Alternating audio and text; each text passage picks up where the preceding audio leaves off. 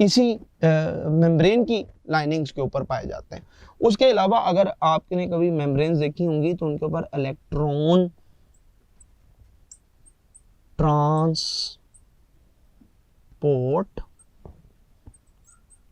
Carriers पाए जाते हैं। तो ये जो सारे के सारे वो कैरियर जो कि चीज़ों की ट्रांसपोर्टेशन, इलेक्ट्रॉन की ट्रांसपोर्टेशन में रोल प्ले करते हैं, वो भी तो आपके पास यूजली प्रोटीन नेचर के इलेक्ट्रॉन कैरियर्स मौजूद होते हैं। हम ये कहते हैं कि जी प्लाज्मा मेम्ब्रेन, गो कि हम ये बात समझ गए कि ये अपनी कंपोजिशन के एतबार से डायनामिक होते हैं, इसके अंदर प्रोटीन लिपिड कंपोनेंट चेंज होते रहते हैं। ये बेसिकली फंक्शन क्या परफॉर्म करती है, हमने बात ये पढ़ी कि फंक्शन के एतबार से they are very much selective, कि ये डिसाइड करेगी किस चीज़ ने पास आउट करना है, किसने पास आउट नहीं करना।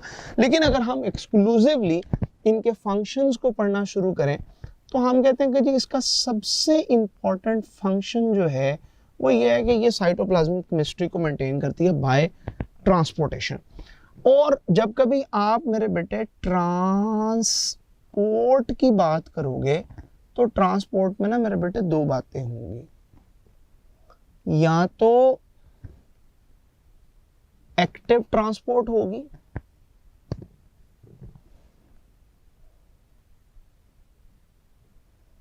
या फिर पैसिव ट्रांसपोर्ट होगी। हम एक्टिव ट्रांसपोर्ट की बात यूं करते हैं कि ये यूजुअली अगेंस्ट द ग्रेडियंट होती है, यानी अगेंस्ट द ग्रेडियंट का मतलब ये है कि we are moving against the gradient, और हम कॉन्सेंट्रेशन ग्रेडियंट के अगेंस्ट चल रहे हैं, और यहाँ पर यूजुअली एटीपी का एक्सपेंडिचर भी हो रहा होता है, यहाँ पर हम एटीपी को यूज भी करते हैं। तो जब कभी आपके पास अगेंस्ट द ग्रेडियंट जाओगे तो एटीपी यूज होगा। हम दूसरे नंबर पर ये बात करते हैं कि जैसे सोडियम और पोटाशियम पंप्स के अंदर आपके पास अगेंस्ट द ग्रेडियंट हम लोग चीज़ों को मूव करते हैं। इसी तरीके से बेटे हम एक बात ये पढ़ते हैं कि एक्टिव ट्रांसपोर्ट के अंदर एक मूवमेंट वो होती है जिसमें मेम्ब्रेन इन्वेजिनेशन होती है, जिसको हम लोग बल्क फ्लो का भी नाम देते हैं। अगर कोई चीज बेटे जो सेल के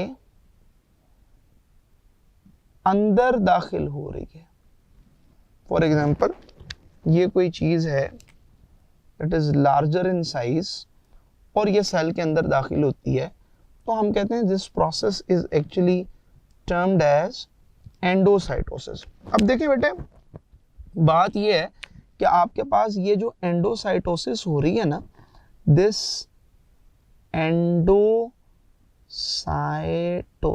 जो आपके पास यहाँ पे प्रोसीड होती है, दिस एंडोसाइटोसिस नीड्स एनर्जी। उसकी रीजन ये है कि आपकी ये जो प्लाज्मा मेम्ब्रेन है ना, इसके नीचे बी प्रोटीन्स पाई जाती हैं, वो प्रोटीन जो कि साइटोस्केलेटन की फॉर्मेशन करती हैं।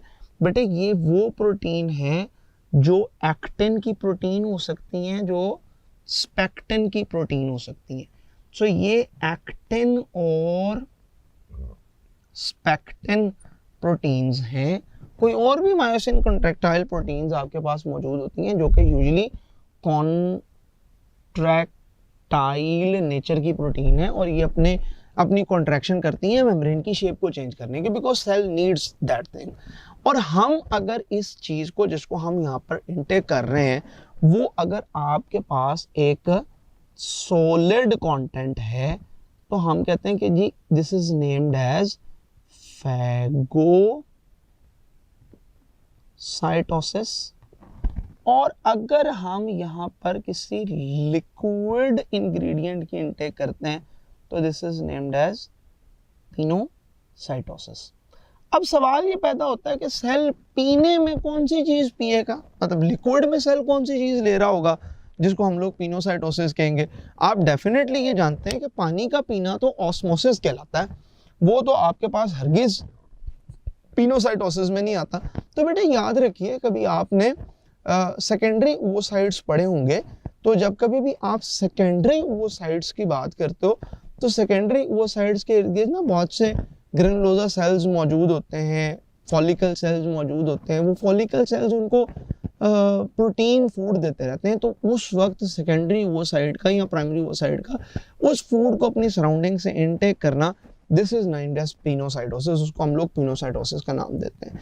इसी तरीके से अगर मैं आपसे ये कहूँ कि हम एंडोसाइटोसिस के बजाय एक्सोसाइटोसिस की अगर बात करें, तो बेटे एक्सोसाइटोसिस या बडिंग, ये दो डिफरेंट चीजें होती हैं। अच्छा, अब ये बात समझिएगा कि एक्सोसाइटोसिस और बडिंग दो डिफरेंट चीजें कैसे होती हैं। मतलब मिसाल के तौर पर अगर मैं आपसे ये कहता हूं कि ये एक प्लाज्मा मेम्ब्रेन है और यहाँ पर एक चीज जो इसके साथ वेजिकल की सूरत में आ रही थी, ये वेजिकल की सूरत में हमने इस चीज को यहाँ से बाहर रिलीज करना था। ये वेजिकल जैसे इसके साथ फ्यूज किया, तो हम ये जानते हैं बेटे कि plasma membrane is a fluid membrane. तो जब आपके पास ये एक दूसरे के साथ मर्ज कर गए, तो उस कंपोनेंट को हमने यहाँ से बाहर निकाल दिया, this is named as exocytosis. अच्छा, ये भी बात याद रखिएगा कि हम एक्सोसाइटोसिस में अगर लिक्विड को रिलीज करेंगे तो फिर उसको हम लोग रिवर्स पिनोसाइटोसिस बोलेंगे। अगर हम सॉलिड इंग्रेडिएंट को रिमूव करेंगे तो हम उसको रिवर्स फेगोसाइटोसिस का नाम देंगे। तो इट डिपेंड्स एक्चुअली कि हम कौन सी चीज को यहाँ से एग्जिट दे रहे हैं, कौन सी चीज को यहाँ से रिलीज कर रहे हैं। इन टर्म्स ऑफ बडिंग, जब कभी आप बडिंग की बात करते हो तो बडिंग में बेटा थोड़ा सा मैकेनिज्म डिफरेंट होता है। बडिंग के अंदर मैकेनिज्म इस तरह से हुआ करता है कि अगर आपके पास ये एक मेम्ब्रेन है और यहाँ से किसी एक इंग्रेडिएंट ने रिलीज होना है, तो वो क्या करेगी कि वो मेम्ब्रेन यूं बाहर की तरफ इन्वेजिनेट होगी, और जब कभी वो मेम्ब्रेन बाहर की तरफ इन्वेजिनेट होगी तो ये मेम्ब्रेन का साइज रिड्यूस हो जाएगा। देखें, एक्सोसाइटोसिस में मेम्ब्रेन इज, जो vesicle membrane is given to plasma membrane, कि जो आपके पास वेजिकल की मेम्ब्रेन है it is given to plasma membrane. जो वेजिकल मेम्ब्रेन है वो प्लाज्मा मेम्ब्रेन का पार्ट बन जाएगी, लेकिन यहाँ बडिंग के केस के अंदर आपके पास प्लाज्मा मेम्ब्रेन रिड्यूस हो जाएगी। तो budding actually reduces plasma membrane, ये प्लाज्मा मेम्ब्रेन को कम करती है, जबकि यहाँ पर प्लाज्मा मेम्ब्रेन का साइज बढ़ जाता है। तो ये दो बड़े बड़े वाज़ेह किस्म के डिफरेंसेस हैं जिसको हम शेयर करते हैं। फिर हम लोग बेटे बात ये करते हैं कि जब कभी आप पैसिव मूवमेंट की तरफ आते हो, तो पैसिव मूवमेंट में एक बड़ी कॉमन मूवमेंट जिसको हम लोग डिस्कस करते हैं वो तो है डिफ्यूजन। और हम कहते हैं कि जी कुछ चीज़ों का पर तो हमारा पक्का बिलीव है कि वो डिफ्यूज करती हैं, जैसे ऑक्सीजन हो गई या कार्बन डाइऑक्साइड हो गई। ये चीज़ें आपके पास ऐसी चीज़ें हैं जो कि 100% डिफ्यूजन के साथ पास आउट करती हैं, और जैसे गैसियस एक्सचेंज डिफ्यूजन पे होती है। अच्छा, डिफ्यूजन है क्या या डिफ्यूजन का प्रिंसिपल क्या है? तो बड़ी सीधी सी बात बेटा ये है कि अगर मैं आपसे डिफ्यूजन के मुतालिक बात करूं तो मैं ये कहता हूं कि जी अगर आपके पास यहाँ पर 100 मॉलिक्यूल्स मौजूद हैं, तो मुझे बता सकते हैं कि कितने मॉलिक्यूल अंदर डिफ्यूज कर सकते हैं, और अंदर कोई मॉलिक्यूल नहीं है, तो कितने मॉलिक्यूल अंदर डिफ्यूज करेंगे? 100 कर जाएंगे, 75 करेंगे, 50 करेंगे या 25 करेंगे?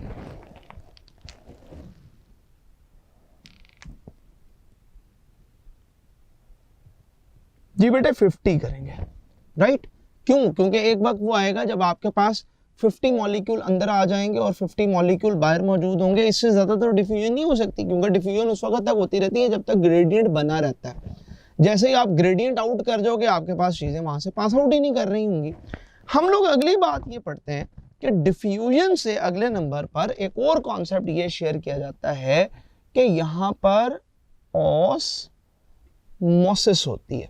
What is actually osmosis? तो ऑस्मोसिस को समझने के लिए हम एक बड़ी सिंपल सी डायग्राम यूं लेते हैं कि अगर मेरे पास यूं दो चैम्बर पाए जाते हैं और इन दो चैम्बर्स में सिर्फ और सिर्फ वाटर के मॉलिक्यूल मौजूद होते हैं, तो बेटे ये जो वाटर के मॉलिक्यूल आपके पास दोनों चैम्बर्स में मौजूद हैं, they are randomly moving from here to there, वो दोनों एक जगह से दूसरी तरफ मूव कर रहे हैं।